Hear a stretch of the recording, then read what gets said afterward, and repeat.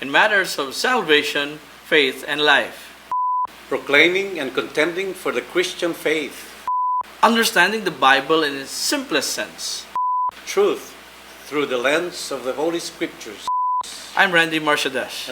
And I'm Tim Duhay Longsod, and you're watching Truth in Focus.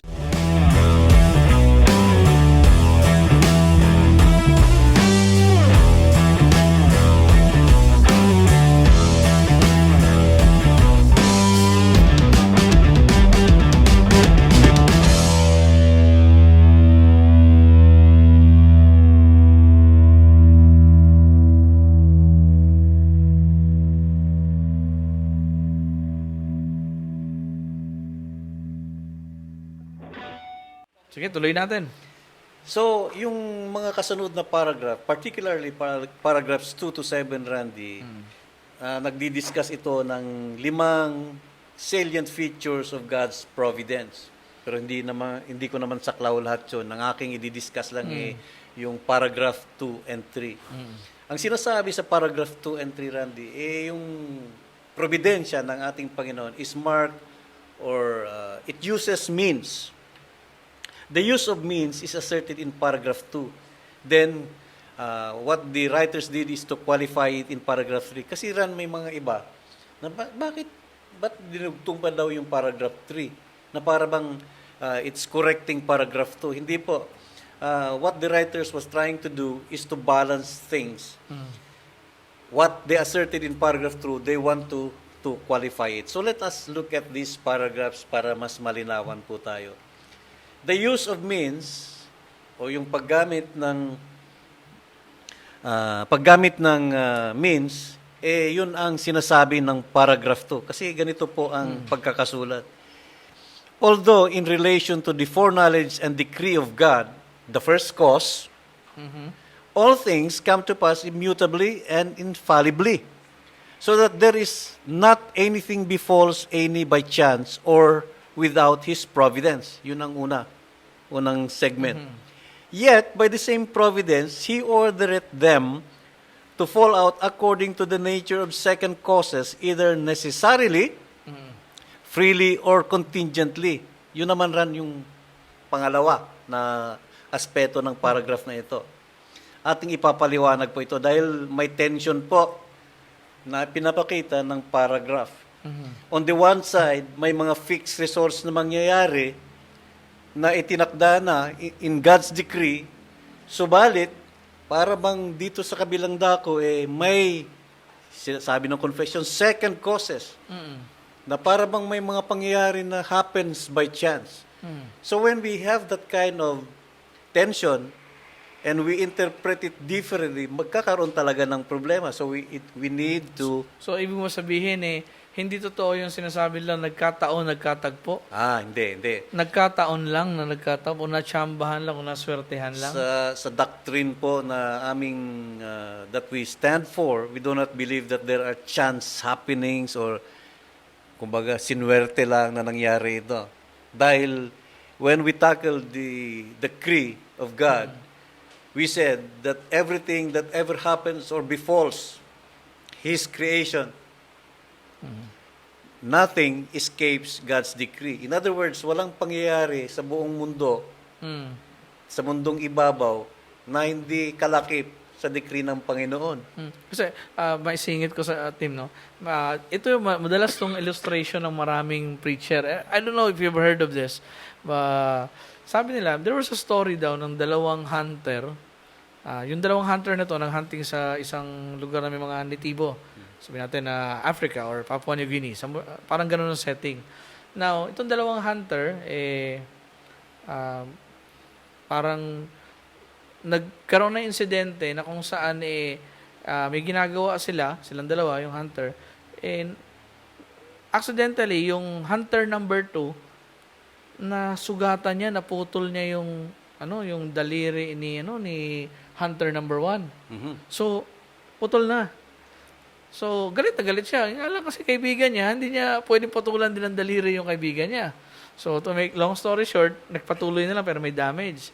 After a few miles na pagbiyahe, they were intercepted by the natives. At pag intercept ng mga natives ngayon doon, kinapture sila at gagawin silang offering. At dahil doon, nung i-offer na itong silang dalawa, parang nakita niya, malas-malas daw niya kasi naputulan na nga siya ng daliri. Gagawin pa siyang offering doon sa mga natibo para yung buhay niya, susunugin ba o lilitsunin. Nung makita ro ng mga natives na putol yung daliri, uy, imperfect ito. Hindi ito pwede i-offer. So nakita niya ro na, salamat na lang pala at nagkatapo by chance na putol yung daliri niya, naligtas pa ang buhay niya. Though hindi ko alam kung totoo po yun o kwentong barbero lang yun. Pero if we will cite to that theme, sinasabi mo kaninang sa second causes, paano natin relate doon? Kasi illustration yan ng maraming mga pastor saka maraming mga preachers. Yung the doctrine of second causes kasi nabanggit natin kanina, there's a first cause. In the words of Calvin, the namesake of our friend here, the first cause, or he terms it proximate cause, ang ating Panginoon talaga yon. Because He ordained everything. So He is the proximate cause. And there's what we call, they call it in theology, the second causes, which is, ang responsibilidad, hindi nasa Panginoon, kundi nasa creature. So, yung sinabi mo kanina, naputulan ng daliri, second causes yun. Although that happening is already included in the first cause or in God's decree. Kaya nga sinasabi natin dito, Randy, ginagamit ang means. Yung means na yon na ating pinag-uusapan, yun po ang second cause. So, expound ko pa na ubuti yun. Isang example siguro para maunawaan ng ating mga viewers kung ano yung sasabi ng second cause. Halimbawa, si Juan de la Cruz, ngayong halimbawa January 1, 2021. Yan ang araw na kung saan ay uuwi na siya, kukunin na siya ng Panginoon. Pero sino nakakaalam nun? Wala. Di ba? Wala nakakaalam nun na ang appointment pala niya is January 1, 2021. Ngayon, March 2020, nagkaroon ng COVID. Itong si Juan de la Cruz, athlete naman, walang COVID, walang sakit, healthy. Pagdating ng 2021, nagkataon, nabugahan siya, naubuhan siya. No? At nagkaroon ng COVID. Nagkasakit ngayon. Napuruhan, pagdating ng January 1, 2021, sa kasawiang palad, namatay siya. So, ang maaaring sabihin ng tao, ay talagang nawala siya, namatay siya, kasi nagkaroon kasi ng pandemic o COVID, pero kung hindi lang sana nagka-pandemic, hahaba pa yung buhay niya. Yun yung second cause, di ba? Yun ang second cause, pero yung COVID. ang sinasabi ng scriptures pala, hindi yung second cause, kundi yung first cause. Ang first cause, appointed time na niya, sapagkat ang Diyos ang naglakip noon na sa araw na yan, kukunin na siya ng Panginoon. Yun po yun, first cause, second cause. Continue, Brad Tim. Okay, yung sinasabi ko kanina na may tension talaga sa paragraph na isinulat. And the question rather that is most articulated regarding this by the faithalists is, if God controls everything pala that happens, what difference does it make what I do? Siya nga naman. Kung itinakda na, mayroon pa ba akong magagawa? Parang ganun . So, hindi na lang ako kikibo. Yun ang fatalist ko . But the answer for that is it makes all the difference. Why? Because nga, the world that we live in and that God sustains and cares for, He uses means, He ordains means, Randy. In other words, God controls the world that He created and uses means or instrumentality which He Himself made for this purpose. Balik tayo dun sa sinabi mo kanina. Itinakda ang kanyang kamatayan March 21. Of course, ang Panginoon lang nakakaalam nun. January 1, 2021. 20, wala pa siyang COVID. Wala pa. Nung 21, biglang nadapuan ng COVID at biglang natigok kaagad or namatay. Sabihin natin. Ginamit ang COVID as second cause. Although, that second cause, Randy, is already included in God's decree. See? That's why we said earlier kanina, yung God's decree was done in eternity. Providence happens In history. in history or in actuality. Itinakda na Mayo 21 siya mamamatay. Hindi natin alam yun. God's decree yun. Secret will of God yun. Pagdating ng May 21 ba yun? January 1. January 1. 2021. Biglang nagkaroon ng COVID. Ginamit ang COVID as second cause for his death. But as I said, the inclusion of COVID in the means has already been ordained in God's decree.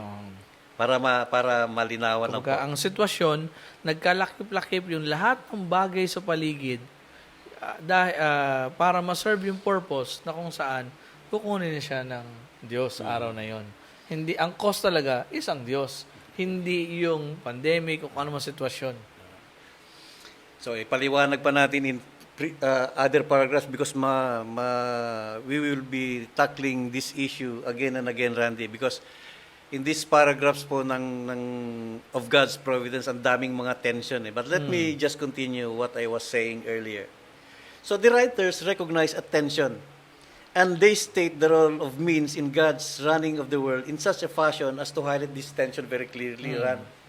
On the one hand, they say that a designated, certain, infallible, and immutable outcome is achieved dahil yun nga ang nasa decree. Hindi mababago yun, Ran. Certain yun, designated, infallible, hindi mababali yun. Pero, mangyayari ito, produced through a necessary or contingent or sometimes random course of events. Yun nga ang tension eh. Decreed on the one hand, but he uses means on the other hand, which is sometimes necessary, contingent, or sometimes parang sa atin, parang random lang. Ipapaliwanag. A random, contingent course of events produce a fixed, certain, infallible, and immutable, ordained, unchangeable result? Yes, yun po ang sinasabi ng confession. In stating the tension, they say that what will happen is designated and certain and immutable. The outcome, also, Randy, is never in doubt. Dahil nga, kasama na yun sa plano ng Panginoon eh. As far as God is concerned. That will certainly happen. So back sa sinasabi mo kanina, ang itinakda ay mamamatay siya sa araw na yon. Gumamit ng Panginoon ng means na kasama na sa plano niya noong una pa, na mamamatay siya sa pamamagitan ng COVID. Ay, siya nagkatotoo. Hindi mababago yun. Nakalagay na yun sa decree in the first place. So that is why there is no such thing as pure chance. Whether it's the occurrence of war, Randy, or election, or some project like a building, gagawa ka ng bahay, or yung produkto ng pagmamahala ng magsinirog, tinatawag na romance, or yung pagkakasakit natin, o magtutos ka ng dice, toss ka ng coin. The outcome, Randy, of all of this is never in doubt. It is absolutely fixed and certain because God controls all of this. Yun ang sinasabi ng doctrine na yan. So, ma-appreciate natin ngayon, no? Kasi, kumbaga, lahat pala ng bagay, hindi sinasabing scripted ng Panginoon. Hindi po yun ang ibig sabihin ng Doctrine of Providence.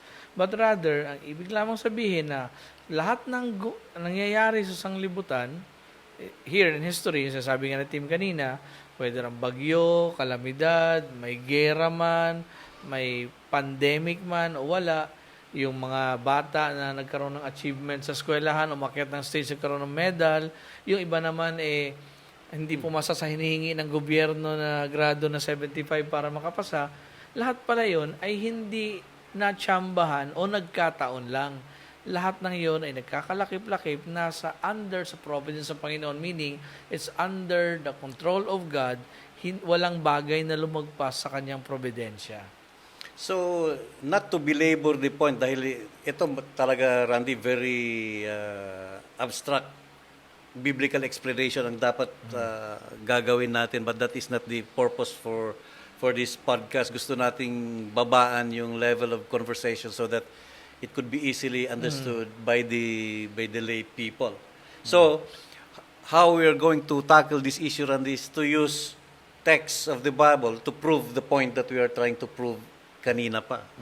So, for example, Randy, the outcome of war or a race alam naman natin na talagang may karera, may mga giyera. Ito ang sabi ng Ecclesiastes 9:11. The race is not to the swift, and the battle is not to the warriors, and neither is bread to the wise, nor wealth to the discerning, nor favor to the men of ability. For time and chance overtake them all. Meaning, yung time and chance overtake them all. There are second causes that goes into interplay, Randy, sa mere fact na nagplano ka lang na may gera, nagplano ka lang na sasali ka sa isang karera. Concerning war, for example, Proverbs 21:31, ito ang sinasabi, Randy, the horse is prepared for the day of battle. So, syempre, yung mga antagonist and protagonist naghanda na dahil magkakaroon ng gera eh. Pero sabi ng karugtong ng verse, but the victory belongs to the Lord. Kung sino mang mananalo sa kanilang dalawa, sa kanilang paligsahan, sa kanilang gera, nasa kamay ng Panginoon daw eh. Wala sa kanilang dalawa. Wala sa kanilang dalawa. Doon naghanda sila. Ano? Concerning kings and rulers, ito. May 2022, magkakaroon na naman ng election. Sabi ng Daniel 4:25 and 32, the Most High is ruler over all the realm of mankind and bestows it on whoever He wishes. Sabi. And then, may karugtong ran sa verse 32.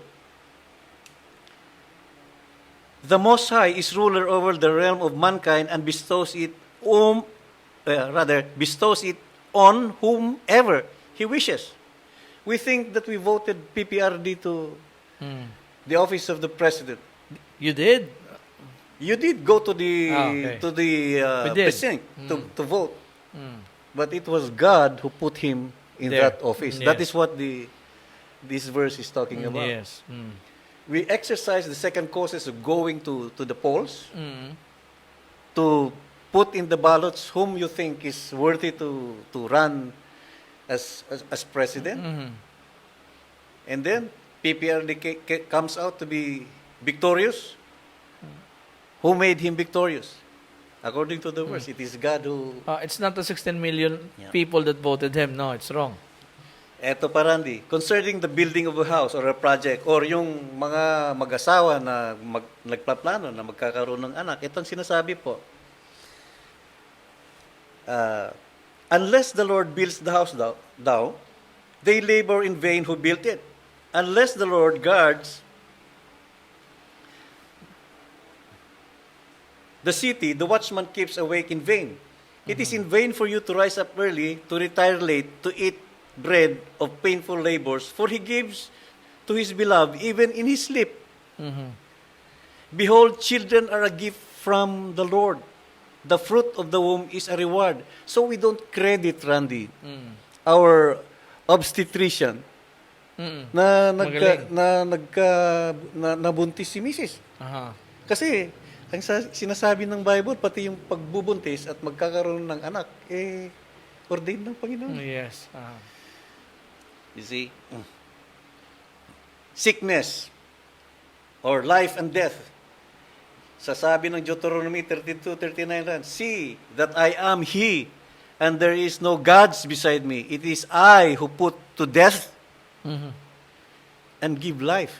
I mean, that is a very... pakiulit na yun, Brad. Kasi yung iba kasi, pag sinabi pinag-usapan Jesus, love, love, love, love, love, and love. Pero nakalimutan lang ang Diyos ay justice din.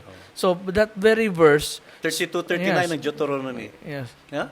See now that I am He, and there is no gods besides me. It is I who put to death and gives life. I have wounded, and it is I who heal, and there is no one who can deliver from my hand. Napakalinaw. Yes. Hindi na natin kailangan pang ipaliwanag ng maigi ito dahil napakaliwanag So, naman. pinaka-cause nun ay ang Diyos. Yes. Yung kanina, yung sinasabi ko, yung tossing of the dice or tossing of the coins, Randy.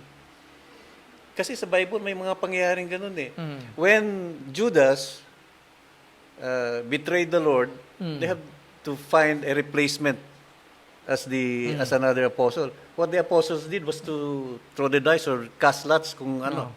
Like for example, in the case of Jesus when He died, di ba pinag-agawan yung kanyang Robe. robe? at nag-toss the dice whatever, ano kung sinong mapupunta yung... So, ginagamit sa Bible. But, sabi ng Proverbs 16:33, the lot is cast into the lap. Kumbaga, binato mo na Yes. yung dice. But its every decision is from the Lord. Mm. Okay, you toss the dice, you toss the coin, but whether tails or heads ang lalabas yan, ang magdidikta nun ng Panginoon. So dapat pala kung ilalagyan natin application team, no. Halimbawa katulad sa prayer, no.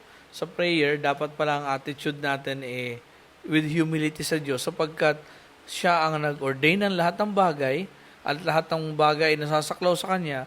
So kung halimbawa may hihilingin tayo sa Diyos, dapat nakikiusap tayo sa ating panalangin, no. Yun nga ang sinasabi mo kanina, Randy. Hihiling ka. Huwag mong diktahan naman ng Diyos, ano? Kasi may iba, di ba, pag nananalangin, I proclaim I proclaim, I declare. Para bang nakita mo ang lahat ng ends of the earth and you already know, and you are the owner of the blessings in the universe or the blessings in heaven, that you have the key to it, that when you say, I declare riches upon you, I proclaim riches upon you, I proclaim healing upon you, I proclaim ganito. Parang yung tao ngayon, siya yung the God of providence. So in prayer At pala. ginagawang parang genie lang, Panginoon. Yes, parang genie Kung ang napindot Diyos. mo yung correct na buttons, biglang ihimasin mo lang yung magdi-dispense genie of ang the lamp, Panginoon ng ano. then He will grant your 3 wishes. Yung pala, kung dito pa lang, kung maunawaan natin yung providence, tama yung sabi ng salmista, no, na what is in man, O Lord, that you give a high regard of him. Kung titingnan mo yung mga portion na yun, i-reflect mo sa iyong sarili, makikita natin na wala pala tayong, alabok lang tayo sabi nga ng Panginoon. And then, who are you, O man, that was just a created being and would dictate God that controls and governs everything. Tama yun. Now, Randy, dagdagan pa natin. Concerning romance. Kasi as human beings, we are bound by relationships. Like man and woman suddenly fall in love with each other. And what really dictates na yung dalawang yun nagkatagpo at sila naging mag-asawa. Sabi ng Bible, the prudent wife is from the Lord. You haven't married your wife because she is the most beautiful woman among the many women that you have encountered with. The reason why he is your wife is because it is God who ordained that she be your wife to be. Or the other way around rin, Tim, na kumbaga para sa gandang lalaki nating ito, sa dinami-dami ng babae, bakit sila pa napili natin? Parang ganon. Parang ganon. I'm just kidding lang po. Parang ganon. Pero hindi yun ang sinasabi ng Bible nga. Dahil kung sino man ang naging partner, magiging partner mo sa buhay, yun po ang itinakda ng Panginoon. It's ordained by God. Now, God does not only control everything in the affairs of men, but even controls, Randy, yung sabi mo nga kanina, yung inanimate world Kasi sa Bible, Matthew 5:45, He causes the sun to rise on the evil and the good and sends rain on the righteous and the unrighteous. And then somewhere in Scripture, He says, God controls the wind. He just rebukes the wind and the wind goes away. He rebukes the waves of the sea and suddenly the waves... Nagulat nga yung mga apostle that even the waves obey the Lord Jesus Christ. Because nga, God's control includes the inanimate and even the animate objects. Ito, non-living things ito, waves sumusunod sa Kanya. In the plant kingdom, na nakita natin kanina, or the animal kingdom, walang mahuhulog sa nasparo, sabi kanina, nakita natin. And then, Paul summarizes these things, Randy, yung sinasabi ko na saklaw nga lahat He works all things after the counsel of His will. Now, since God is in control of everything, the outcome of everything is designated by God. Certain ito, hindi magmamaliw ito, hindi maiiba ito, fix ito na mangyayari. Yun, Randy, ang saklaw nung paragraph 2 naman na ating tinignan ngayon. Meron ka bang maidagdag? Meron ba ako nasabi? Kaya na kailangan ng paglilinaw? Parang maliwanag naman lahat yun Siguro ang masasabi ko na lang na ang though there is no event contingent with respect to God, the events are contingent or accidental with regards to us and all with respect to second causes. Then again, we always go back to the first cause na ang lahat ng iyon ay nagkalakip-lakip dahil sa Diyos.